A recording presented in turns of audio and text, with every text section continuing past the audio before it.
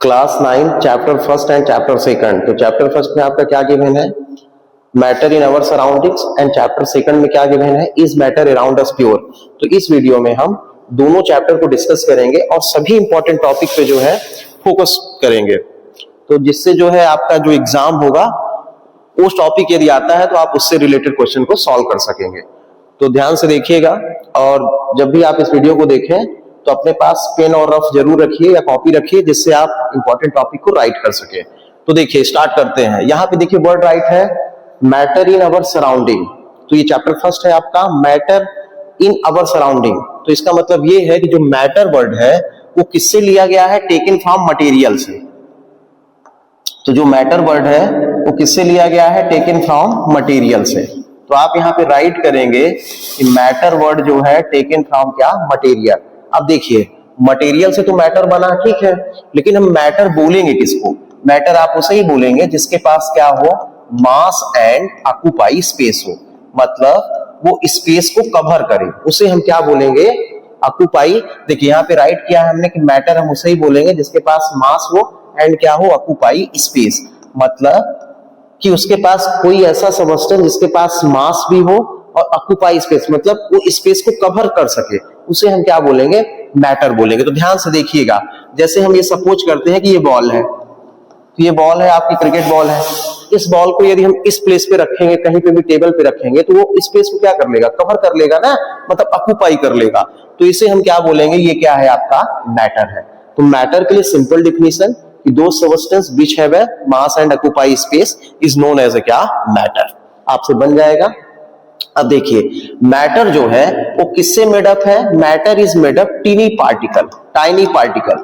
Matter किससे मिलके बनता है, टीनी पार्टिकल से, मतलब ये छोटे छोटे पार्टिकल से मिलके बनता है, उसे हम क्या बोलते हैं, मैटर बोलते हैं। और मैटर में क्या होना चाहिए, मास होना चाहिए एंड क्या, ऑक्यूपाई स्पेस। अब जैसे क्वेश्चन आ गया, यहाँ पे किसी ने कहा कि हेट इज ए मैटर और नॉट, जैसे वर्ड किसी ने बोल दिया हेट, तो ऑप्शन आपने पूछ दिया कि इज ए मैटर और नॉट, तो आप बताएंगे hate is not a matter, क्योंकि हेट जो है ये आपकी क्या है, एक थिंकिंग हो सकती है, एक आपकी आदत हो सकती है, लेकिन ये मैटर नहीं है, क्योंकि आप हेट को कहीं रख पाएंगे क्या, नहीं रख पाएंगे, वो स्पेस को कवर नहीं करेगा।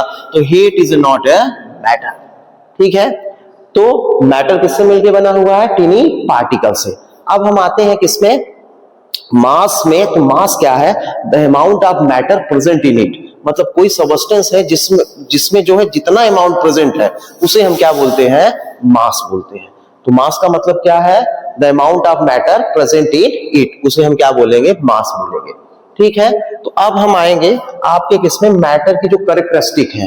तो ध्यान से देखिएगा, पार्टिकल्स ऑफ मैटर, मैटर किससे मिलके बना है, पार्टिकल से, टीनी पार्टिकल से।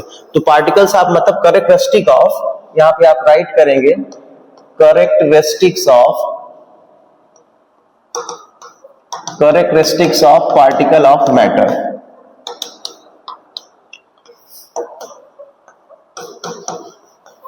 of particle of matter में फर्स्ट आपका क्या है, particles of matter having space between them, having space between them. इसका मीन्स ये है कि पार्टिकल्स ऑफ मैटर के बीच क्या है, स्पेस होना चाहिए। क्या होना चाहिए, स्पेस होना चाहिए। पार्टिकल ऑफ मैटर के बीच क्या है, हैविंग स्पेस होना चाहिए। अब जैसे हम ये मानते हैं कि यहाँ पे हमने ले लिया, देखिए एक एग्जांपल, एक ग्लास हमने लिया, इस ग्लास में हमने एक वाटर लिया, वाटर हमने इसमें कितना ले लिया, 500 ml सपोज करते हैं ले लिए। अब इसमें जो है हम लोग क्या ऐड कर देंगे, तो हम लोग इसमें जो है ऐड कर दे रहे हैं शुगर। क्या ऐड कर रहे हैं इसमें, शुगर। तो अब हम ये देख रहे हैं कि वाटर का लेवल जो है यहां तक था पहले, ठीक है, जैसे ही हमने शुगर को ऐड किया तो वाटर का लेवल चेंज नहीं हुआ। तो हम ये बोल सकते हैं कि पार्टिकल्स ऑफ मैटर के बीच क्या है, हैविंग स्पेस बिटवीन देम। तो फर्स्ट क्या कैरेक्टरिस्टिक थी कि पार्टिकल ऑफ मैटर हैविंग क्या, space between them. Second characteristic हम देखेंगे, तो सेकंड कैरेक्टरिस्टिक है कि particles of matter moving continuously, particles of matter moving continuously, particles of matter moving continuously, मतलब पार्टिकल ऑफ मैटर जो है मूव करते हैं कंटिन्यूअसली। तो हम इसको कैसे जान पाएंगे, उसके लिए आप क्या करिए कि आप जो है जब आप पूजा करते होंगे तो आप या तो धूप बत्ती जलाते हैं या अगरबत्ती जलाते हैं। आप या धूप बत्ती जलाते होंगे या अगरबत्ती जलाते होंगे। तो जब आप ये देखते हैं कि धूप बत्ती या अगरबत्ती को आपने एक रूम में रखा, मतलब आप ए रूम में रखे हुए हैं, तो उस धूप बत्ती की स्मेल जो है कहां पे पहुंच जाती है, बी रूम तक चली जाती है। तो आप ये बोल सकते हैं कि particles of matter moving continuously. Second example आप क्या ले सकते हैं कि मान लेते हैं कि आपके यहाँ कोई फंक्शन है, तो कुकर में आप कोई स्पेशल डिश बना रहे हैं, ये आपका कुकर है। तो जब कुकर की सीटी जो है, यहाँ पे जब सीटी की आवाज आएगी तो उससे जो है कुछ गैस के पार्टिकल बाहर निकलेंगे जो उसमें डिश बन रहा है। तो ये पार्टिकल की स्मेल जो है पड़ोसी के घर तक चली जाएगी। तो वो पड़ोसी के घर जो है स्मेल जा रही है, तो इसका मतलब है कि पार्टिकल्स ऑफ मैटर क्या मूविंग कंटिन्यूअसली। तो सेकंड प्रॉपर्टी क्या है कि particles of matter moving continuously. ठीक है, थर्ड में आएंगे। थर्ड जो है वो ये है कि particles of matter attract to each other. Particles of matter attract to each other. Particles of matter जो है वो अट्रैक्ट करते हैं एक दूसरे को। ठीक है, पार्टिकल्स ऑफ मैटर क्या करते हैं, अट्रैक्ट करते हैं किसको, एक दूसरे को। मतलब यहां पे ये बोल सकते हैं कि अट्रैक्ट का मतलब जो है उसके लिए क्या रिस्पॉन्सिबल है, force of attraction. Force of क्या है, अट्रैक्शन है। तो किसी पार्टिकल में जितना ज्यादा फोर्स होगा उतना ज्यादा वो क्लोज हो जाएगा। यदि अभी मान लेते हैं हमारे पास 5 फिंगर है और ये 5 फिंगर है, यदि हम इसको आपस में ऐसे कर दिए तो देखिए ये अट्रैक्ट हो गया। जब अट्रैक्ट हो गया तो फोर्स ऑफ अट्रैक्शन ज्यादा है, तो आप इसे इजिली जो है ब्रेक नहीं कर सकते, उसके लिए आपको फोर्स लगाना पड़ेगा। तो थर्ड क्या प्रॉपर्टी थी कि particles of matter attract to each other. फिर से आप देखिए, फर्स्ट प्रॉपर्टी क्या है, particles of matter having space between them. Second क्या है, particles of matter moving continuously. Third क्या है, particles of matter attract to each other. तो ध्यान से देखिएगा, आप जो है हम इससे एग्जांपल समझेंगे और बहुत सारे क्वेश्चन को इससे सॉल्व कर सकते हैं। ठीक है, तो देखिए अब जैसे हम यहां पे आते हैं कि particles of matter having space between them. यदि पार्टिकल के बीच स्पेस है, जैसे मान लेते हैं यहाँ पार्टिकल है उसके बीच क्या है, स्पेस है। जब पार्टिकल के बीच बेटा स्पेस होगा, जैसे मान लीजिए पार्टिकल के बीच स्पेस है, तो यहाँ पे फोर्स ऑफ अट्रैक्शन का क्या रोल होगा। तो ध्यान से देखिएगा, जैसे स्पेस है, जैसे हम ये मान लेते हैं ये पार्टिकल है, इनके बीच क्या दिख रहा है आपको, स्पेस है। ठीक है, तो अब यहाँ पे किसी ने पूछा कि फोर्स ऑफ अट्रैक्शन क्या है, तो बेटा फोर्स ऑफ अट्रैक्शन कम हो जाएगा। क्यों हो जाएगा कम, क्योंकि पार्टिकल के बीच क्या है, स्पेस है। जब स्पेस होगा तो फोर्स ऑफ अट्रैक्शन कम हो जाएगा। अब देखिए जैसे ये फिंगर है, अब हम इसको जो है ऐसे किए हैं, तो देखिए स्पेस अभी दिख रहा है, अभी क्लोज नहीं है। तो जब स्पेस है तो यहाँ पे देखिए फोर्स ऑफ अट्रैक्शन कम है। यदि स्पेस नहीं होगा, जैसे हमने इसको क्लोज कर दिया, तो फोर्स ऑफ अट्रैक्शन क्या होगा, ज्यादा हो जाएगा। तो ये आपको समझना होगा कि यदि स्पेस है तो वहां पे फोर्स ऑफ अट्रैक्शन क्या है, कम है। तो जैसे एग्जांपल ले लेते हैं, जैसे हमने यहाँ पे ले लिया ब्रिस्क, ठीक है, ईटा ले लिया, एक ईट का टुकड़ा ले लिया, ईटा का टुकड़ा लिया, जैसे ईटा का टुकड़ा है ये, ठीक है। अब आप इसमें जो है देख रहे हैं कि ये सभी पार्टिकल क्लोज है, आपको दिख रहा है कैसे है, क्लोज है। तो जब बेटा क्लोज है तो फोर्स ऑफ अट्रैक्शन क्या होगा, मैक्सिमम होगा। क्या होगा, ज्यादा होगा। तो आपको समझना होगा कि यदि फोर्स ऑफ अट्रैक्शन ज्यादा है तो मतलब वो क्लोज पार्टिकल है। कैसे है, बिल्कुल क्लोज है। तो जब फोर्स ऑफ अट्रैक्शन ज्यादा है तो स्पेस क्या होगा, कम होगा। क्या होगा, स्पेस कम होगा। देखिए और तरह से समझते हैं इसको, ध्यान से देखिए। यहां पे हम मेन पॉइंट राइट करते हैं, क्या क्या यहां पे हम राइट करते हैं, देखिए स्पेस, यहां पे हम राइट करते हैं फोर्स ऑफ अट्रैक्शन,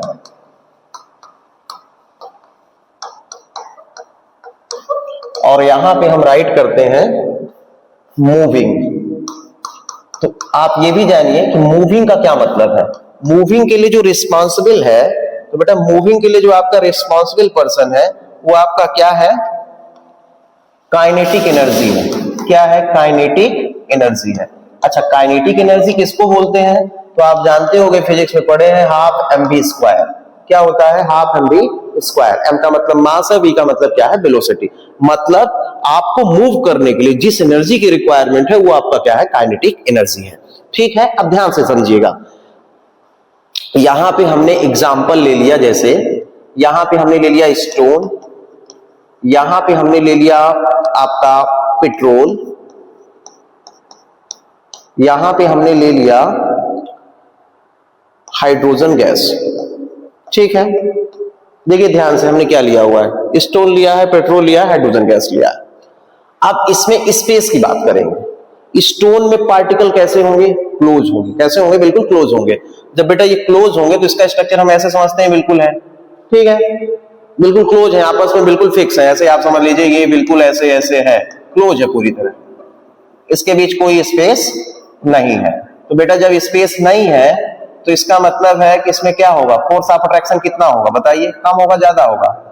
देखिए यहां स्पेस नहीं है तो फोर्स ऑफ अट्रैक्शन क्या हुआ? ज्यादा हुआ। फोर्स ऑफ अट्रैक्शन क्या हुआ? ज्यादा हुआ।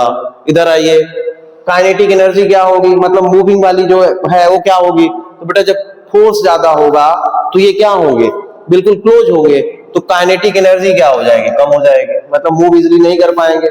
ठीक है, सेकंड में आइए पेट्रोल में। ठीक है, हम जैसे मान लेते हैं कि ये बॉटल है, इस बॉटल के अंदर जो है आपका पेट्रोल ऐसे फिल है। ठीक है, अब आप यहां देखेंगे तो पार्टिकल क्लोज नहीं है, पार्टिकल क्लोज नहीं है। कैसे जानेंगे? हम कोई चीज इसमें डिसॉल्व करते हैं तो डिसॉल्व हो जाता है। तो फोर्स ऑफ अट्रैक्शन क्या है यहाँ पे? मॉडरेट है। मॉडरेट का मतलब है ना ज्यादा है ना कम है। ठीक है, ना फोर्स ऑफ अट्रैक्शन ज्यादा है ना कम है। तो अब ये बताइए, मूविंग जो है काइनेटिक एनर्जी किसमें ज्यादा होगी? स्टोन में होगी, पेट्रोल में? काइनेटिक एनर्जी किसमें ज्यादा होगी? मतलब मूविंग वाली काइनेटिक एनर्जी बेटा पेट्रोल में ज्यादा होगी। क्यों ज्यादा होगी? क्योंकि इसमें जो है थोड़ा बहुत स्पेस है। इसमें क्या है? स्पेस है, तो काइनेटिक एनर्जी इसमें थोड़ा सा ज्यादा होगी। किससे? स्टोन से। ठीक है, थर्ड में आइए हाइड्रोजन गैस। ठीक है, गैस के पार्टिकल है, जैसे मान लेते हैं ये सिलेंडर है हमारा, अब इस सिलेंडर में हमने गैस को फिल किया, गैस हमको दिखेगा है नहीं। ठीक है, तो गैस नहीं दिखेगा तो फोर्स ऑफ अट्रैक्शन क्या है? क्योंकि उसके पार्टिकल बिल्कुल डिस्टेंस पे होंगे, दूर पे होंगे, तो फोर्स ऑफ अट्रैक्शन बिल्कुल ही कम होगा। ठीक है, निग्लिजिबल है, बहुत कम है। तो जब फोर्स ऑफ अट्रैक्शन कम होगा तो इसके पार्टिकल क्या करेंगे? बहुत जल्दी मूव करेंगे। तो देखिए, जब यदि आपको ऑर्डर में लिखना है तो सबसे ज्यादा कौन सा होगा? जैसे हम अब यहाँ पे किसका ऑर्डर लिख रहे हैं? तो देखिए स्पेस का लिख रहे हैं, तो स्पेस का जब हम ऑर्डर लिखेंगे तो सबसे ज्यादा स्पेस किसमें होगा? हाइड्रोजन गैस में होगा। किसमें होगा? H2 में। फिर किसमें होगा? पेट्रोल में। फिर किसमें होगा? स्टोन में। आपको बन जाएगा, आपसे बन जाना चाहिए बिल्कुल। ठीक है, यहाँ ये फोर्स ऑफ अट्रैक्शन की बात करते हैं, तो फोर्स ऑफ अट्रैक्शन देखिए सबसे ज्यादा किसमें था? स्टोन में है। क्यों है? क्योंकि क्लोज है, स्पेस नहीं है। तो फोर्स ऑफ अट्रैक्शन जब ज्यादा होगा तो यहाँ पे क्या होगा? जब स्पेस कम होगा, मतलब स्पेस कम होगा तो फोर्स ऑफ अट्रैक्शन ज्यादा होगा। पेट्रोल क्या है आपका? फिर पेट्रोल होगा, और लास्ट क्या होगा? आपका गैस होगा। इधर आइए मूविंग में। ठीक है, मतलब जो आपने ये पढ़ा कि particles of matter moving continuously, तो इसके लिए काइनेटिक एनर्जी रिस्पॉन्सिबल है। अब देखिए यहाँ पे क्या हो जाएगा, जैसे हमने अब एग्जांपल यहाँ पे लिया हुआ है स्टोन, पेट्रोल, गैस, तो अब देखिए यहाँ पे क्या ज्यादा होगा मूविंग में? आप देखिए जिसमें स्पेस कम होगा उसमें मूविंग, जिसमें देखिए स्पेस क्या होगा? कम होगा, मतलब स्पेस ना के बराबर है, उसमें मूविंग कम होगी भाई, क्योंकि क्लोज है ना। तो बेटा जब क्लोज होंगे, जैसे स्टोन हमने लिया है, तो स्टोन में क्या होगा? फोर्स ऑफ अट्रैक्शन ज्यादा है। फोर्स ऑफ अट्रैक्शन क्या है? ज्यादा है। स्पेस ना के बराबर है, तो मूविंग भी क्या होगी? ना के बराबर होगी। ये हुआ। फिर देखिए क्या था, हमने क्या लिया है? पेट्रोल। तो पेट्रोल में क्या है? थोड़ा बहुत स्पेस है, तो इसमें क्या होगा? इससे थोड़ा ये बेहतर होगा। ठीक है, और सबसे ज्यादा कौन करेगा? तो आपका H2 गैस करेगा। तो सबसे ज्यादा किसमें होगा काइनेटिक एनर्जी? H2 गैस में। फिर किसमें? पेट्रोल में। फिर क्या? स्टोन में।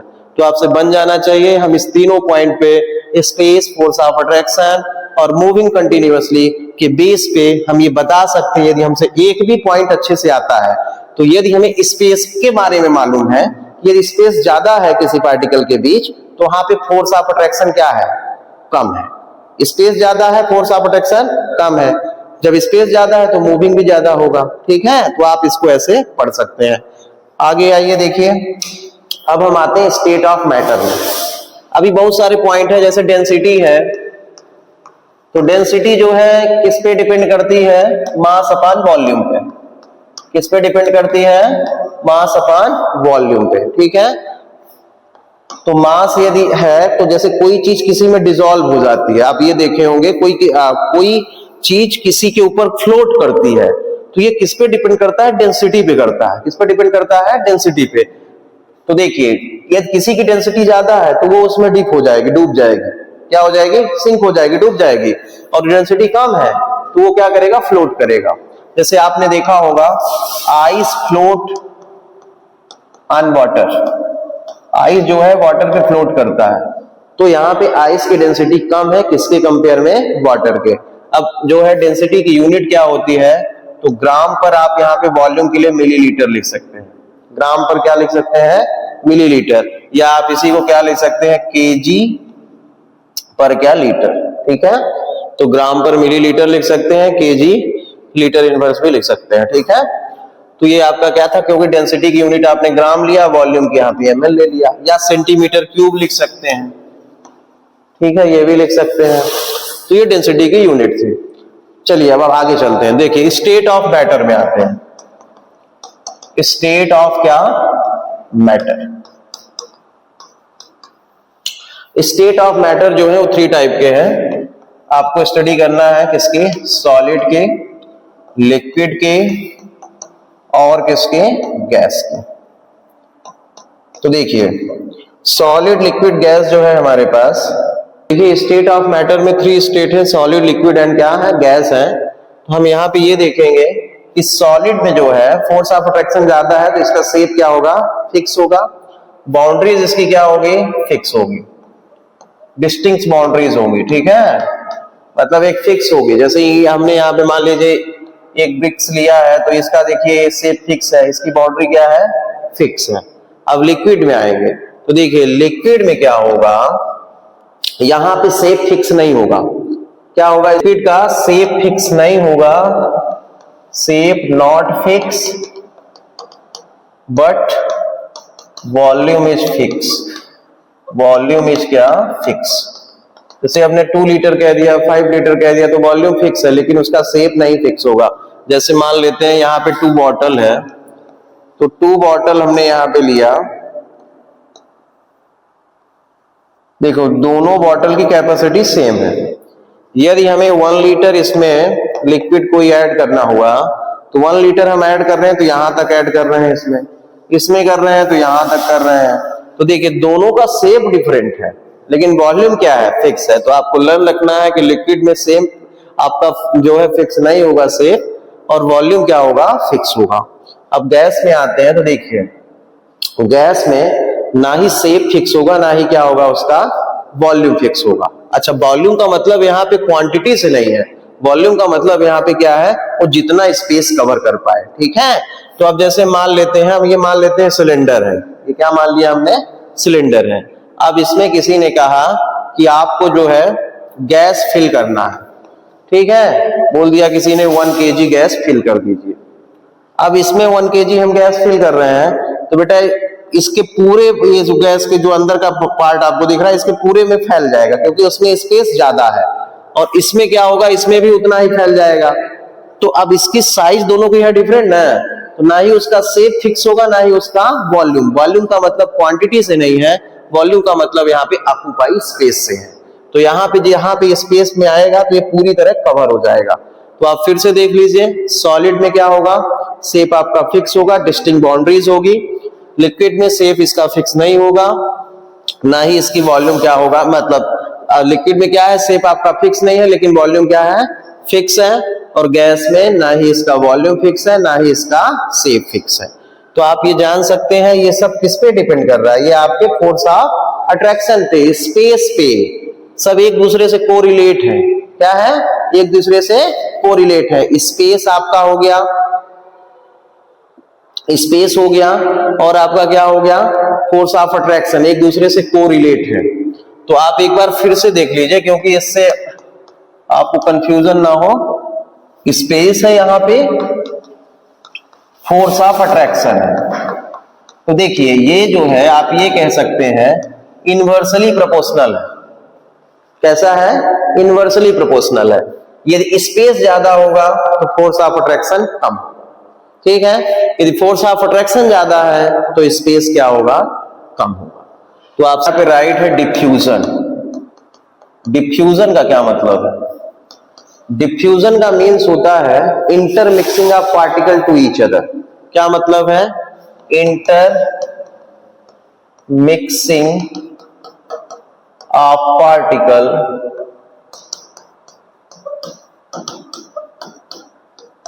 टू ईच अदर, मतलब intermixing of particle to each other है, पार्टिकल को क्या करना है? इंटरमिक्स कर देना। ठीक है, तो डिफ्यूजन का क्या मीन्स है? Intermixing of particle to each other.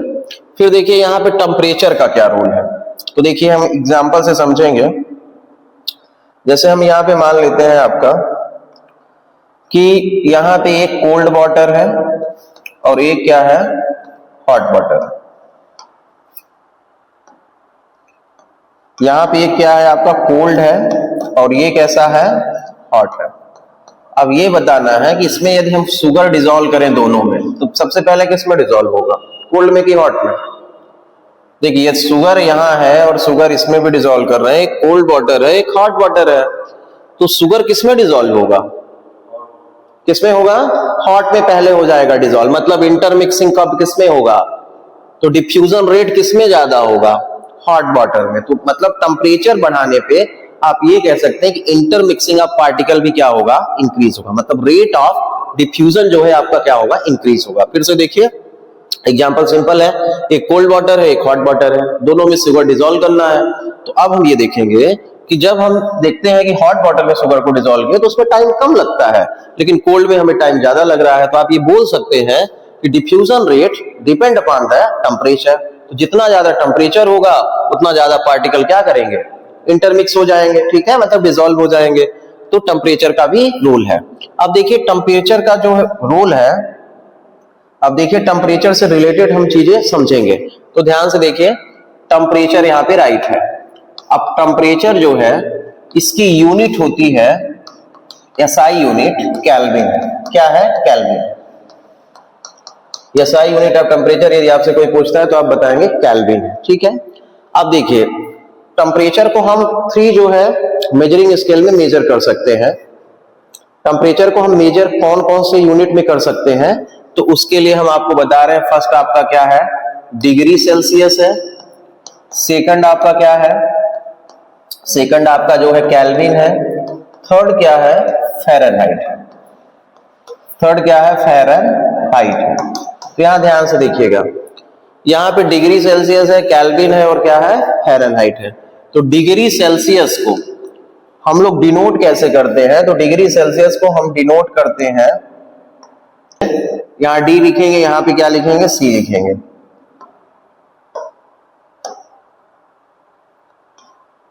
Kelvin को हम लोग किससे डिनोट करते हैं? कैपिटल के से। फ़ारेनहाइट को किससे डिनोट करते हैं? तो डिग्री फ़ारेनहाइट से, मतलब आप एफ कैपिटल लिखेंगे। अब देखिए इनके बीच रिलेशन क्या है, तो रिलेशन आप देखेंगे तो इनके बीच जो रिलेशन है आपका वो क्या है? देखिए ये डिग्री सेल्सियस गिवन है, मतलब यहाँ पे डिग्री सेल्सियस है, इसको कन्वर्ट करना है किसमें? केल्विन में। तो आप क्या करेंगे?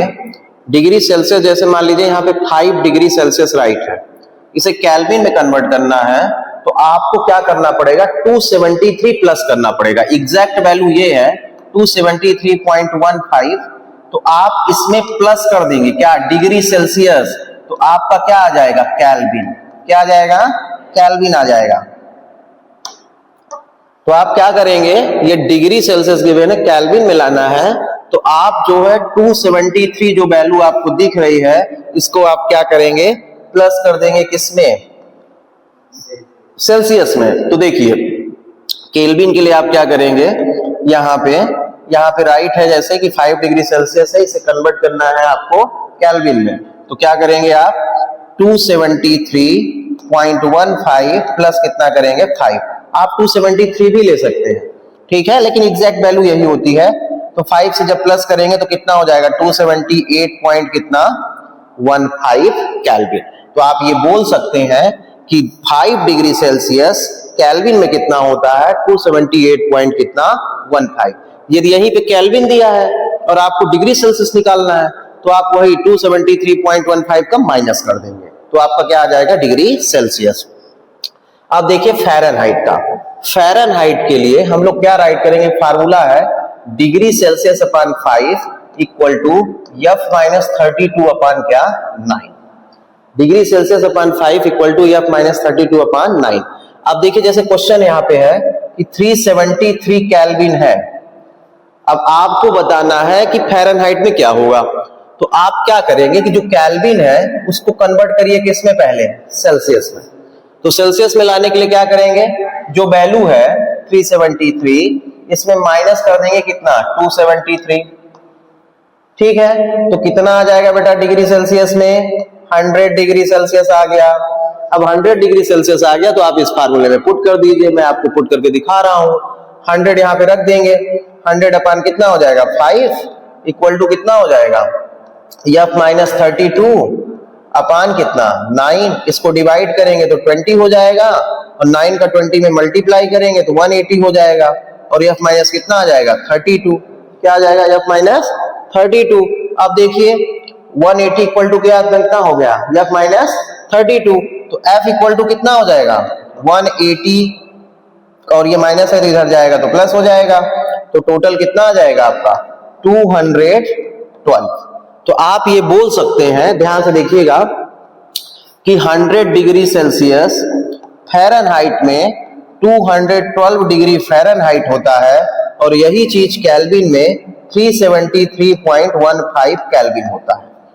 मतलब आप ये बोल सकते हैं कि यहां पे जो आपका दिख रहा है वो क्या है कि 100 डिग्री सेल्सियस जो है 212 डिग्री फ़ारेनहाइट होगा और वही चीज केल्विन में क्या है 373 पॉइंट कितना है 15 केल्विन है। तो ये आपका क्या था, कन्वर्जन था टेम्परेचर से रिलेटेड। अब हम स्टेट ऑफ मैटर को चेंज करेंगे। सॉलिड है, ये आपका लिक्विड है और ये आपका क्या है गैसियस है। अब देखिए इसमें कन्वर्जन कैसे करेंगे, ठीक है। तो देखिए यदि सॉलिड से लिक्विड में हम जाएंगे तो बेटा इस प्रोसेस को हम बोलते हैं, आप बोल सकते हैं इसे मेल्टिंग और इसे आप बोल सकते हैं क्या फ्यूजन। क्या बोल सकते हैं, मेल्टिंग या फ्यूजन, दोनों बोल सकते हैं। ये सॉलिड से लिक्विड में जाएंगे तो उसे हम मेल्टिंग भी बोल सकते हैं और फ्यूजन भी बोल सकते हैं। अच्छा सॉलिड है तो उसे लिक्विड में कन्वर्ट करना है तो देखिए टेम्परेचर क्या करना पड़ेगा, इंक्रीज करना पड़ेगा, ठीक है। टेम्परेचर आप देंगे तभी जाके सॉलिड ब्रेक होकर इसमें कन्वर्ट हो जाएगा लिक्विड में। अब देखिए इधर यही चीज यदि रिवर्स हो, लिक्विड से किसमें सॉलिड में, तो आप इसे क्या बोल सकते हैं फ्रीजिंग या आप इसे बोल सकते हैं सॉलिडिफिकेशन। सॉलिडिफिकेशन, ठीक है। तो टेम्परेचर यहां पे आपको कम करना पड़ेगा। लिक्विड से सॉलिड में आएंगे तो फ्रीजिंग बोलेंगे या इसे बोल सकते हैं सॉलिडिफिकेशन। अब इधर आइए, सॉलिड से हमें डायरेक्ट किस में कन्वर्ट करना है गैसियस में, ठीक है। तो इसे हम क्या बोलते हैं इवेपोरेशन। क्या बोलेंगे इवेपोरेशन, मतलब वेपर में कन्वर्ट हो जाएगा वो। तो क्या करेंगे, टेम्परेचर इंक्रीज करेंगे कि डिक्रीज करेंगे बताइए। बेटा टेम्परेचर आपको क्या करना पड़ेगा, इंक्रीज करना पड़ेगा। टेम्परेचर देंगे तो वेपर में लिक्विड कन्वर्ट हो जाएगा। अब गैस से हमें लिक्विड मिलाना है तो बेटा इसे बोलेंगे क्या, आपका गैसियस से यदि हमें लिक्विड मिलाना है तो इसे हम बोलेंगे आपका कंडेंसेशन। क्या बोलेंगे कंडेंसेशन। तो कंडेंसेशन का मतलब है कि क्या हो जाएगा, टेम्परेचर हमें डिक्रीज करना पड़ेगा। अब देखिए हमारे पास सॉलिड है और क्या है गैसियस है। तो यदि सॉलिड से डायरेक्ट गैसियस में हम कन्वर्ट होते हैं विदाउट गोइंग लिक्विड स्टेट तो उसे हम क्या बोलेंगे आपका सब्लिमेशन। क्या बोलेंगे सब्लिमेशन। मतलब सॉलिड से डायरेक्ट हम गैसियस में कन्वर्ट करते हैं उसे बोलेंगे सब्लिमेशन और गैसियस से हम किस में जाते हैं सॉलिड में जाते हैं तो इसे बेटा बोलते हैं क्या डिपोजिशन। क्या बोलते हैं डिपोजिशन। मतलब सॉलिड से गैस में गए तो सब्लिमेशन है और गैसियस से किस में आए सॉलिड में आए तो उसे क्या बोलेंगे डिपोजिशन। अब देखिए सब्लिमेशन के जो एग्जांपल आपके बुक में गिवन है तो आपका फर्स्ट क्या है कैम्फर है, सेकंड क्या है नैप्थेलिन बॉल है, नैप्थेलिन क्या है बॉल्स है ये डायरेक्ट जो है किसमें कन्वर्ट हो जाता है, गैसियस में। थर्ड आप बता सकते हैं इसमें अमोनियम क्लोराइड, क्या बता सकते हैं, अमोनियम क्लोराइड भी आप बता सकते हैं। ये भी सब्लाइम जो है करता है, मतलब सब्लिमेशन का मतलब है कि सॉलिड से डायरेक्ट किसमें कन्वर्ट हो जाएगा, गैसियस में, बिना गए हुए लिक्विड में। तो एग्जांपल सब्लाइम का यदि आता है तो आप कैम्फर, नैप्थलीन बाद अमोनियम क्लोराइड बता सकते हैं। डिपोजिशन का क्या मतलब है कि गैसियस से किसमें कन्वर्ट हो जा रहा है, सॉलिड में direct, without going to liquid state. जैसे मान लीजिए कि कार्बन डाइऑक्साइड गैस है, तो यदि उसे आप ड्राई आइस में कन्वर्ट कर देते हैं तो आप उसे बोल सकते हैं क्या है, वो डिपोजिशन प्रोसेस है। तो ये आपका क्या था, स्टेट ऑफ मैटर था, और ये प्रोसेस थी, मतलब ये क्या था, प्रोसेस थी। आप देखिए मतलब किस प्रोसेस से किस में हम कन्वर्ट करें, उस प्रोसेस का नेम क्या है, मतलब यदि हम स्टेट को चेंज करते हैं तो प्रोसेस का नेम बताइए, तो नेम ये था। अब हम आएंगे आपके बॉइलिंग पॉइंट और फ्रीजिंग पॉइंट में। तो देखिए यहां पे गिवन है जैसे बॉइलिंग पॉइंट, तो बॉइलिंग पॉइंट के लिए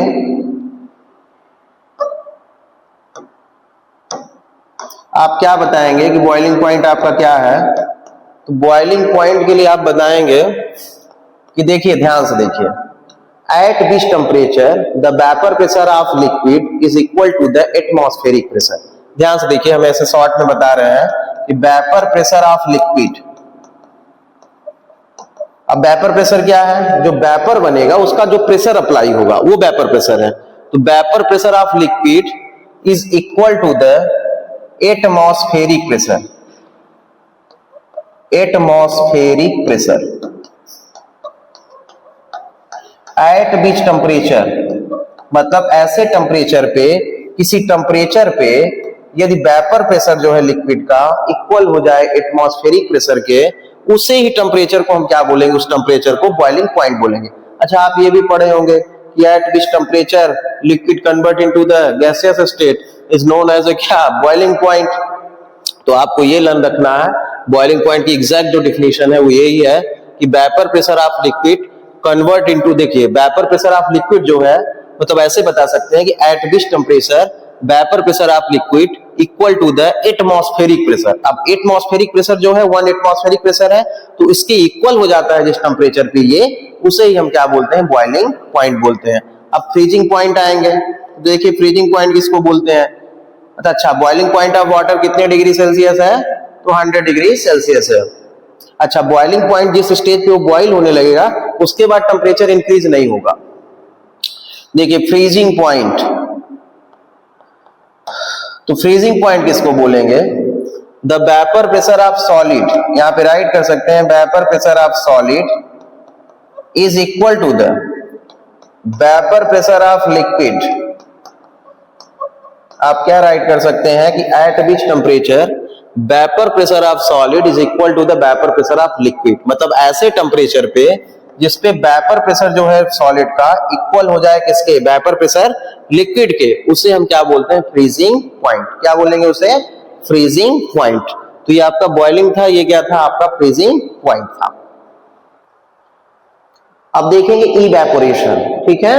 तो देखिए इवेपोरेशन, इवेपोरेशन का मतलब आपने समझा कि किसमें कन्वर्ट हो जाता है लिक्विड, लिक्विड आपका कन्वर्ट हो जाता है किसमें, डायरेक्ट गैसियस स्टेट में, उसे हम क्या बोलते हैं, उस प्रोसेस को बोलते हैं इवेपोरेशन, ठीक है। तो इसके लिए कुछ फैक्टर गिवन है। फर्स्ट है सरफेस एरिया, फर्स्ट क्या है, सरफेस एरिया। सेकंड क्या है, सेकंड जो है आपका टेम्परेचर है। थर्ड क्या है आपका, है ह्यूमिडिटी। फोर्थ क्या है आपका, विंड स्पीड। ध्यान से देखिए यहां पे 4 फैक्टर हैं इवेपोरेशन के लिए। यदि सरफेस एरिया ज्यादा होगी तो रेट ऑफ इवेपोरेशन जल्दी होगा, मतलब यदि जल्दी सरफेस एरिया ज्यादा होगी तो रेट ऑफ इवेपोरेशन क्या होगा, जल्दी होगा। अच्छा टेम्परेचर ज्यादा होगा तो इवेपोरेशन भी ज्यादा होगा।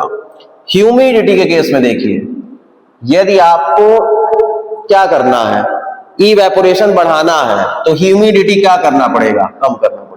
क्या कम करना पड़ेगा, कम करना पड़ेगा। मतलब ये कह सकते हैं कि ह्यूमिडिटी का मतलब है the amount of water present in air, उसे हम क्या बोलते हैं, ह्यूमिडिटी। तो ह्यूमिडिटी यदि आपको क्या करना है, आपको किसको बढ़ाना है, इवेपोरेशन को, तो ह्यूमिडिटी को कम करना पड़ेगा। तो बोल सकते हैं ये कि ह्यूमिडिटी इनवर्सली है किसके, टेम्परेचर की। विंड स्पीड जब आप बढ़ाएंगे तो क्या होगा, इवेपोरेशन बढ़ेगा।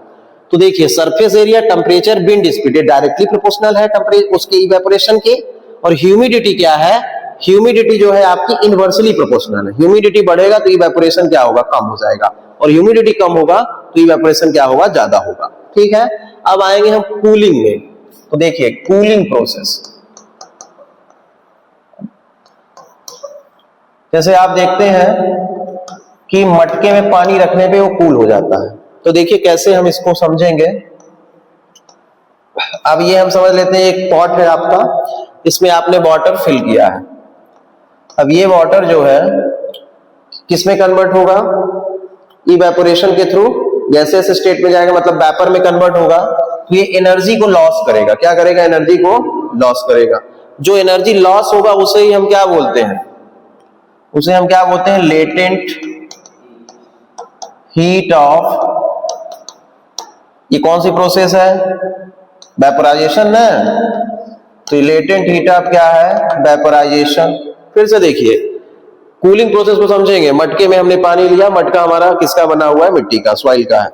तो सॉइल में वैसे भी स्मॉल पोर्स होंगे, तो यहां से एयर पास होगी, वाटर किस में कन्वर्ट होगा, गैसियस स्टेट में, मतलब वेपर में कन्वर्ट होगा। प्रोसेस को वेपोराइजेशन बोल दिए।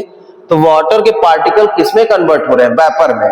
तो उस टाइम पे जो एनर्जी लॉस होगी उसे बोलते हैं, उस एनर्जी को बोलते हैं लेटेंट हीट ऑफ क्या है, वेपोराइजेशन। मतलब जो एनर्जी लॉस हुई उस एनर्जी को वो रीगेन करेगा, क्या करेगा, रीगेन करेगा, या इसी को बोलते हैं एब्जॉर्ब करेगा। क्या करेगा, एब्जॉर्ब करेगा।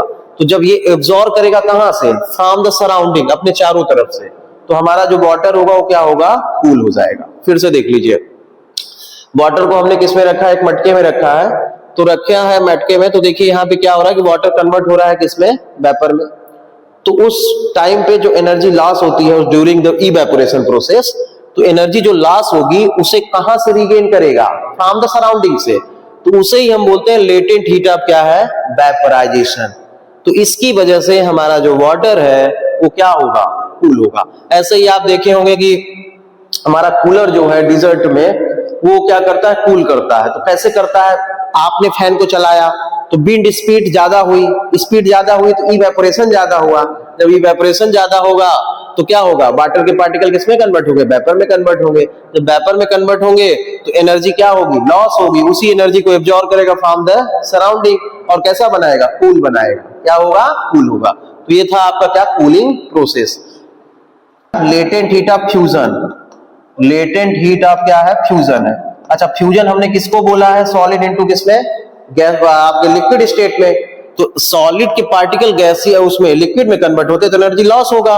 वही एनर्जी कहां से रीगेन करेगा, फ्रॉम द सराउंडिंग। उसे ही हम क्या बोलेंगे, लेटेंट हीट ऑफ फ्यूजन। मतलब फ्यूजन प्रोसेस में जो हीट लॉस होता है उसे रीगेन करेगा, एब्जॉर्ब करेगा फ्रॉम द सराउंडिंग, तो उसे हम बोलेंगे लेटेंट हीट ऑफ फ्यूजन।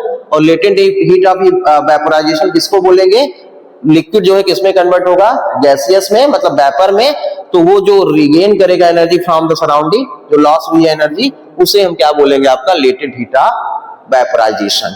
तो ये था क्या, समरी आपका फर्स्ट चैप्टर। आप यदि अच्छे से इस वीडियो को देखेंगे तो आप अच्छे से क्वेश्चन को कर पाएंगे। मान लीजिए यहाँ पे एक वेसल है, इस वेसल में हमें गैस को फिल करना है और यहाँ पे लिक्विड है।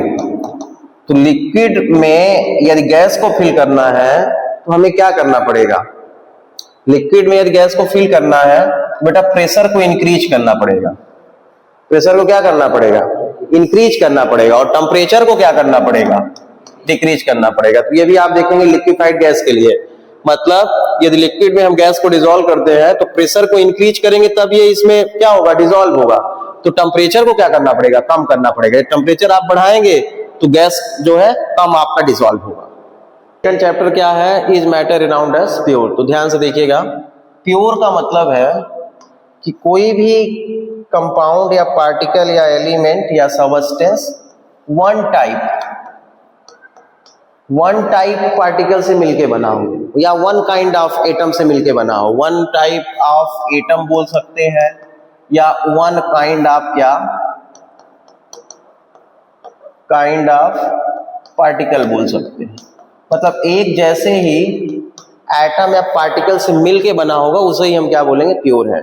तो जितनी भी नेचर में जब चीजें हैं ये जरूरी नहीं कि वो कैसी हो, प्योर हो, इम्प्योर भी हो सकती हैं। तो देखिए प्योर का मतलब क्या हो गया कि कैसा होना चाहिए, वन टाइप ऑफ एटम या वन काइंड ऑफ पार्टिकल से मिलके बना होना चाहिए। तो प्योर आपका क्या क्या है, तो देखिए प्योर हम किसको बोलेंगे, एलिमेंट को बोलेंगे, कंपाउंड को बोलेंगे, ये आपका क्या है, प्योर है। कैसा है ये, प्योर है। और इम्प्योर किसको बोलेंगे, तो इम्प्योर होगा आपका मिक्सचर। इम्प्योर क्या होगा, मिक्सचर। ठीक है, तो आप देखिए ध्यान से, एलिमेंट आ गया। तो एलिमेंट को डिस्कवर किया था रॉबर्ट बॉयल ने। रॉबर्ट बॉयल एक साइंटिस्ट थे, उन्होंने डिस्कवर किया था। एलिमेंट हम किसको बोलते हैं, the substance which can not be broken into simpler substance. ऐसा सबस्टेंस जिसको हम सिंप्लीफाई नहीं कर सकते हैं, does not simplify, does not simplify. ठीक है, जिसे हम क्या बोलेंगे, the substance which can not be broken into the simpler substance is known as a क्या, एलिमेंट। एग्जाम्पल आप बताएंगे, जैसे कापर है, जिंक है, एल्युमिनियम है, बहुत सारे हैं, वो एलिमेंट है। ठीक है, एलिमेंट को आप ये भी बता सकते हैं वन काइंड ऑफ एटम से मिलके बने हैं, उसे हम क्या बोलेंगे, एलिमेंट बोलेंगे। एक जैसे एटम से मिलके जो बनता है एलिमेंट है। कंपाउंड हम किसको बोलते हैं, तो कंपाउंड हम किसको बोलेंगे, कंपाउंड आपका वो है जिसमें टू और मोर एलिमेंट कंबाइन हो, फिक्स रेशियो। जैसे यहाँ पे एलिमेंट जैसे आपने ले लिया हाइड्रोजन और यहाँ पे ले लिया Cl। ठीक है, तो ये एक फिक्स रेशियो में आपस में कंबाइन हो जाए और बना दे HCl, उसे हम क्या बोलते हैं, कंपाउंड। तो एलिमेंट एंड कंपाउंड क्या है, प्योर है आपका। अब मिक्सचर हम किसको बोलते हैं, तो मिक्सचर आप बोल सकते हैं टू और मोर कंपाउंड। ठीक है, mix in any ratio, two और मोर कंपाउंड जो है आपस में मिक्स होंगे लेकिन उनका रेशियो फिक्स नहीं होगा, उसे हम क्या बोलेंगे, मिक्सचर। और मिक्सचर आपका कैसा होता है, इम्प्योर होता है। अब ध्यान से देखिए, आपकी बुक में गिवन है कि मिक्सचर जो है वो टू टाइप का है। मिक्सचर कैसे है, टू टाइप है। एक बेटा है होमोजीनस और एक कैसा है, हेट्रोजीनस। तो होमोजीनस हम किसको बोलते हैं और हेट्रोजीनस किसको बोलते हैं, उसके लिए आप ध्यान से देखिएगा। होमोजीनस का मतलब होता है यूनिफॉर्म कंपोजिशन। क्या मतलब होता है, यूनिफॉर्म कंपोजिशन। यूनिफॉर्म कंपोजिशन का मतलब है कि एक जैसे जो है दिखना, यूनिफॉर्म कंपोजिशन।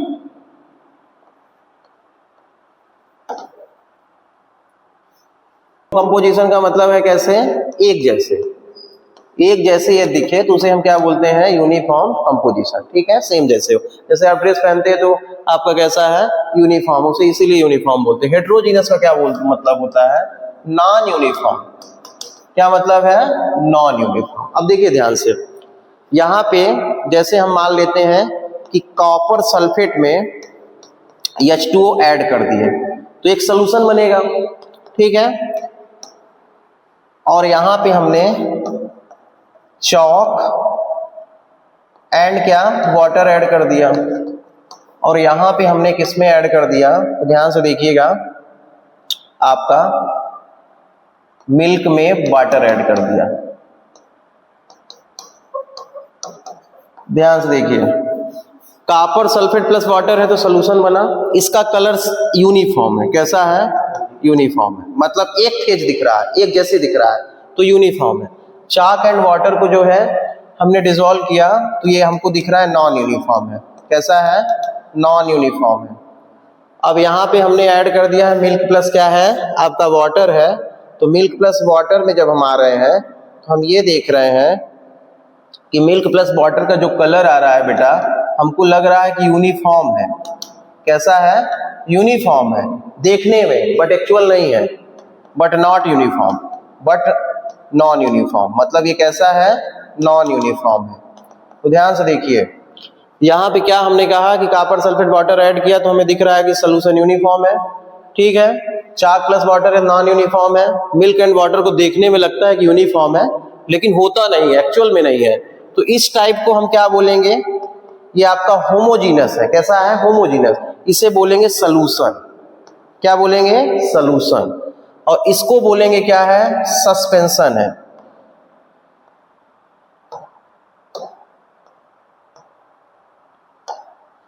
इसे क्या बोलेंगे? सस्पेंशन है। ये कैसा है? सस्पेंशन है।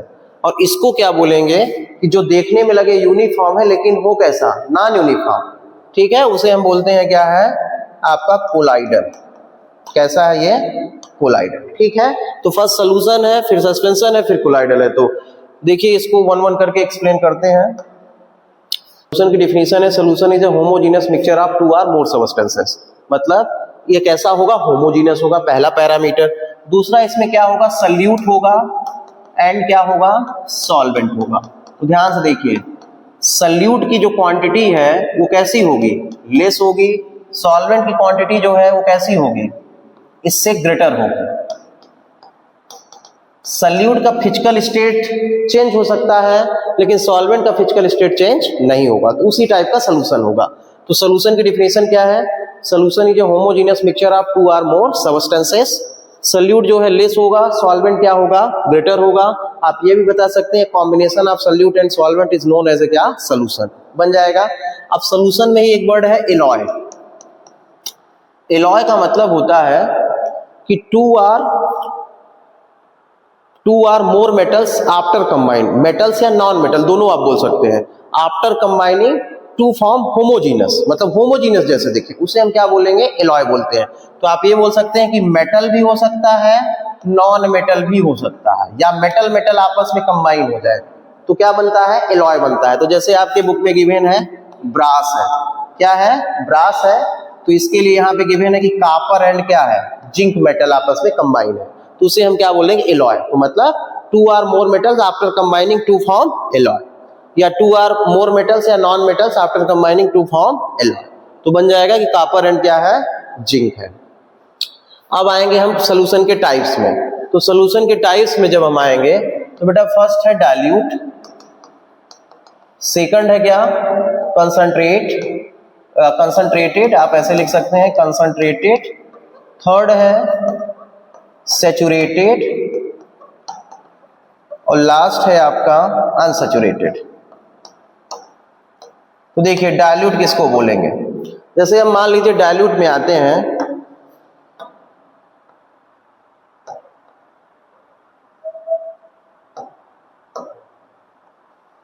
तो डाइल्यूट के लिए आप लिखेंगे कि डाइल्यूट के लिए जो सल्यूट है वो लेस देन होगा, मतलब लेसर देन क्या? सॉल्वेंट।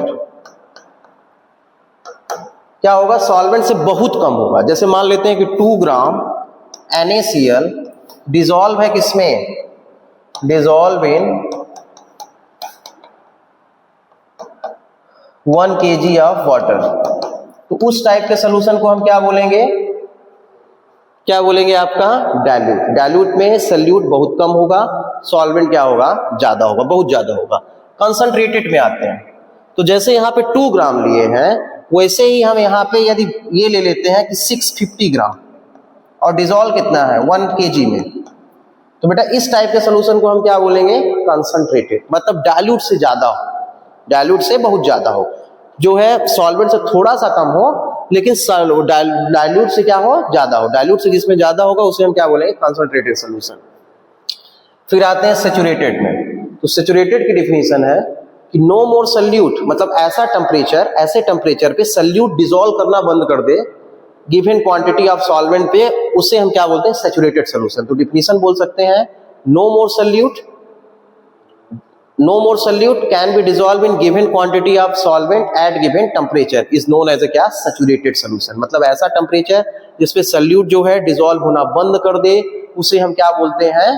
सैचुरेटेड सोल्यूशन बोलते हैं।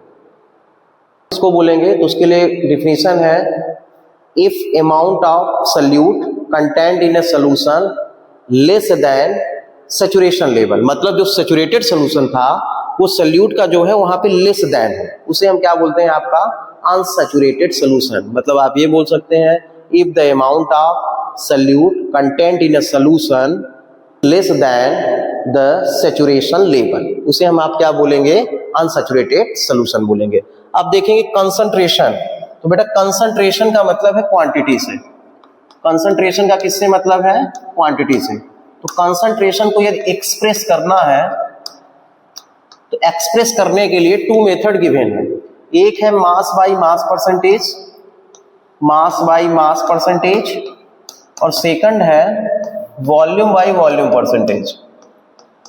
वॉल्यूम बाई वॉल्यूम क्या है आपका, परसेंटेज है, उसे हम क्या बोलते हैं, कंसंट्रेशन टर्म्स। तो ध्यान से देखिए, मास बाई मास परसेंट को आप डिनोट कर सकते हैं, किससे डिनोट कर सकते हैं, W बाई डब्ल्यू से, ठीक है, इसे आप W बाई डब्ल्यू बोलते हैं। तो देखिए जैसे यहां पे राइट है कि 24 ग्राम NaCl डिसॉल्व इन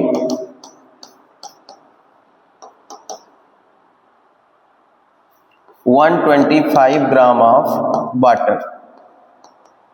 अब find the concentration of solution, तो आप राइट करेंगे कंसंट्रेशन मतलब W by W equal to क्या हो जाएगा, मास ऑफ सल्यूट अपान क्या, मास ऑफ सॉल्यूशन। क्या राइट करेंगे, मास ऑफ सॉल्यूशन इनटू कितना, 100, ठीक है। मास ऑफ सल्यूट अपान क्या है, मास ऑफ सॉल्यूशन इनटू कितना है, 100। मास ऑफ सल्यूट देखिए जो कम होता है वो आपका सल्यूट है, तो 25 हो जाएगा। मास ऑफ सॉल्यूशन, तो सॉल्यूशन का मतलब है सल्यूट एंड सॉल्वेंट दोनों का सम, तो यहाँ पे क्या हो जाएगा 25 प्लस कितना 125 इंटू कितना 100, तो करेंगे तो कितना हो जाएगा यहाँ पे आपका अपान कितना हो जाएगा, इसको प्लस करेंगे तो 150 हो गया इंटू कितना हो गया 100 हो गया, ठीक है। जीरो से जीरो आपका क्या हो जाएगा, कैंसिल आउट हो जाएगा। अब 5 से डिवाइड कर दीजिए, 5 5 जा हो जाएगा, 5 3 जा हो जाएगा, तो देखिए क्या हो जाएगा 5 5 जा 5 3 जा, तो 5 का जब इसमें करेंगे 10 में मल्टीप्लाई तो कितना हो जाएगा 50 अपान कितना 3 हो जाएगा। अब 3 से डिवाइड करेंगे तो कितना आएगा 3 1 जा 3 3 8 जा, ठीक है, पॉइंट कितना 18%, तो क्या आ जाएगा कंसंट्रेशन ऑफ सॉल्यूशन 18 पॉइंट कितना 8%। आप जो है ये सल्यूट का भी निकाल सकते हैं, सॉल्वेंट का भी निकाल सकते हैं, तो जहां पे मास ऑफ सल्यूट लिखे वहां मास ऑफ सॉल्वेंट लिख दीजिए, तो मास ऑफ आप किसका आ जाएगा, सॉल्वेंट का आ जाएगा। अब volume by volume percentage given है, तो बेटा वॉल्यूम के लिए भी आप सेम चीजें रखेंगे, मास के लिए आप ग्राम लिखते हैं, वॉल्यूम के लिए क्या लिखेंगे ml लिखेंगे, तो यहाँ पे लिख देंगे जैसे मान लीजिए निकालना है V/V परसेंटेज, तो क्या लिखेंगे वॉल्यूम ऑफ सल्यूट अपान क्या वॉल्यूम ऑफ सॉल्यूशन इनटू क्या 100, ठीक है। मान लेते हैं क्वेश्चन ये है कि 25 ग्राम क्या है आपका क्लोरोफॉर्म डिसॉल्व हो रहा है 100 ग्राम किसमें 100 ml किसमें एसीटोन में, तो आप वही लिखेंगे यहाँ पे 25 ml लिख देंगे, यहाँ 100 हो रहा है तो 25 अरे 25 हो जाएगा आपका, प्लस कितना कर देंगे 100 कर देंगे ml इंटू कितना कर देंगे 100, जो भी आएगा वो क्या हो जाएगा कंसंट्रेशन ऑफ वॉल्यूम परसेंटेज। तो आपसे ये बन जाना चाहिए। तो देखिए यहाँ सस्पेंशन और कोलाइडल है, तो देखिए दोनों कैसे हैं हेट्रोजीनस है, ये कैसे हैं हेट्रोजीनस है, ये भी हेट्रोजीनस है, ये भी क्या है हेट्रोजीनस है। फर्स्ट इसका डिफरेंस यही है कि हेट्रोजीनस है, ये क्या है हेट्रोजीनस है, ठीक है। सेकंड बताएंगे कि particles can be seen by naked eye, naked eye से हम पार्टिकल को देख सकते हैं, यहां पे लिखेंगे not seen by naked eye, naked eye से हम इसके पार्टिकल नहीं देख सकते, ठीक है। तो इससे ये कंक्लूजन निकला कि इसके पार्टिकल की साइज ज्यादा होती है बड़ी और इसकी क्या होती है कम होती है, ठीक है। तो फर्स्ट क्या था कि हेट्रोजीनस है, वो भी हेट्रोजीनस है, पार्टिकल हम देख सकते हैं सीन बाई नेकेड आई और इसके पार्टिकल जो है से नहीं देख सकते नेकेड आई से, क्योंकि इसकी साइज क्या है स्मॉलर देन किससे है सस्पेंशन के। थर्ड आप बताएंगे कि जो सल्यूट पार्टिकल है वो settle down of the bottom हो जाता है। आप यहां पे लिख सकते हैं कि solute particle settle down, solute particle settle down of bottom, मतलब कहां पे हो जाता है, बॉटम पे। इसमें ऐसा कुछ नहीं है, मतलब आप इसको देखेंगे seen homogeneous but actually heterogeneous, मतलब लगेगा कि होमोजीनस है लेकिन कैसा है, ये हेट्रोजीनस है। तो इसलिए इसके पार्टिकल आपको दिखेंगे बॉटम पे, इसके नहीं दिखेंगे, ठीक है। फोर्थ आप बता सकते हैं ये क्या शो करता है, टिंडल इफेक्ट। क्या शो करेगा, टिंडल इफेक्ट। और ये भी क्या शो करेगा, टिंडल इफेक्ट। क्या शो करेगा, ये टिंडल इफेक्ट करेगा, मतलब ये भी शो करेगा टिंडल इफेक्ट और ये भी क्या करेगा, टिंडल इफेक्ट शो करेगा, ठीक है। अब एग्जाम्पल लिखेंगे तो यहां पे आप बता सकते हैं चॉक डिजॉल्व इन किसमें, वाटर। चॉक डिजॉल्व इन क्या, वाटर। और यहां पे भी लिखेंगे क्या आपका, यहां पे आप लिखेंगे मिल्क एंड क्या, स्टार्च लिख देंगे, मिल्क एंड स्टार्च सोल्यूशन। ये आपका क्या है, कोलाइडल का है। तो ये इसके क्या थे, बेसिक डिफरेंस थे। अब देखेंगे टिंडल इफेक्ट। तो देखिए टिंडल इफेक्ट का क्या मतलब है, टिंडल इफेक्ट। तो देखिए टिंडल इफेक्ट की डिफिनेशन है the scattering of beam of light through pass the colloidal और सस्पेंशन सोल्यूशन। जैसे यहाँ पे देखिए हम सोल्यूशन बना दे रहे हैं, ये एक सोल्यूशन है, ये सोल्यूशन है और ये सोल्यूशन है। तीनों को हमने नेमिंग कर दिया कि जो है आपका क्या है, ये ए है, ये बी है और ये क्या है, सी है।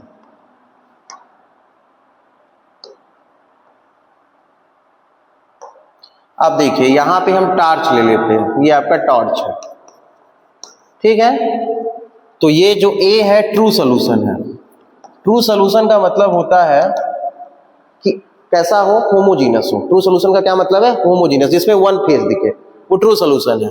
ये आपका क्या है, सस्पेंशन है और ये क्या है, कोलाइडल है। तो देखिए यहाँ पे टिंडल इफेक्ट हम स्टडी कर रहे हैं। टिंडल इफेक्ट का मतलब है the scattering of beam of light through pass the colloidal solution. तो देखिए यहां से जब लाइट पास होती है तो बेटा लाइट जब पास होती है तो यहाँ पे स्कैटर कर जाती है। मतलब आप ये कैसे कर सकते हैं कि यहाँ पे स्कैटर कर जा रही है और मेक विजुअल पाथ, मतलब स्कैटर कर जा रही, फैल जा रही है, तो उसको हम क्या बोलते हैं, टिंडल इफेक्ट। यदि लाइट आपकी कैसी कर जा रही, स्कैटर कर जा रही है थ्रू पास द कोलाइडल और सस्पेंशन सोल्यूशन। अच्छा रीजन क्या है कि इसके पार्टिकल जो है बड़े हैं, क्योंकि ये होमोजीनस मिक्सचर नहीं है। इसमें जो है नहीं होगा क्योंकि होमोजीनस है, और इसमें होगा क्योंकि ये दोनों क्या है, हेटेरोजीनस है। तो मेक विजुअल क्या हो जाता है, पाथ, उसे हम क्या बोलते हैं, टिंडल इफेक्ट। अब यहीं पे ब्राउनी मोशन भी है, ब्राउनियन मोशन। तो ब्राउनियन मोशन आप देखे होंगे घर में यदि वेंटिलेशन के लिए होल है कहीं पे, तो वहां से सनलाइट जब पास होती है तो उसमें पार्टिकल रिवॉल्व करते हुए देखते हैं जिग जैक मोशन में, उसे क्या बोलते हैं, ब्राउनियन मोशन। करेंगे 3 कैटेगरी में। तो देखिए एलिमेंट की डिफिनेशन क्या है आपकी, दो substance can not be broken into the simpler substance, या one kind of atom to make a element, उसे आप एलिमेंट बोलेंगे। एग्जांपल आप ले सकते हैं, जिंक है, कैडमियम है, एल्युमिनियम है, सोडियम है, कॉपर है, बहुत सारे हैं। तो देखिए यहाँ पे एक होगा मेटल, सेकंड क्या होगा, नॉन मेटल, थर्ड क्या होगा, मेटलॉइड होगा। तो ध्यान से देखिएगा, ये 3 कैटेगरी में इसे क्लासिफाई किया गया है। मेटल का मतलब है कि जिसमें क्या हो, हार्डनेस हो, कैसा हो, ये हार्ड हो, ठीक है। सेकंड है डक्टाइल हो, थर्ड है मैलिएबल हो, फोर है सोनोरस हो आपका, 5 है good conductor of heat and electricity हो, good conductor of heat and क्या है, इलेक्ट्रिसिटी है, उसे हम क्या बोलते हैं, मेटल, ठीक है। तो कैसा होना चाहिए, लस्टर भी होना चाहिए, यहाँ पे लिख सकते हैं लस्टर भी है, लस्टर भी है। तो ध्यान से देखिए, हार्डनेस है, हार्ड होना चाहिए। डक्टाइल है तो डक्टाइल का मतलब है बायर में कन्वर्ट हो जाना चाहिए। लस्टर है, लस्टर का मतलब है साइन होना चाहिए। मैलिएबल का मतलब है वो 3 सीट में कन्वर्ट हो जाए। सोनोरस का मतलब है यदि उस पर कोई हम हार्ड सबस्टेंस से स्ट्राइक करें तो आवाज प्रोड्यूस होना चाहिए। Good conductor of heat and electricity का मतलब है कि जैसे हम उसे हीट दें या इलेक्ट्रिसिटी दें तो उस पर जो है रिएक्शन होना चाहिए, मतलब इलेक्ट्रिसिटी जो है उस पर पास हो जाए। हीट दे तो वो टेम्परेचर जो है एब्जॉर्ब करे, मतलब टेम्परेचर से वो आपको जो है हॉट फील हो, उसे हम क्या बोलते हैं, मेटल बोलते हैं। एग्जाम्पल आप ले सकते हैं, एग्जाम्पल इसका जिंक है, आपका जो है सोडियम है, एल्युमिनियम है, कॉपर है, बहुत सारे एग्जाम्पल हैं।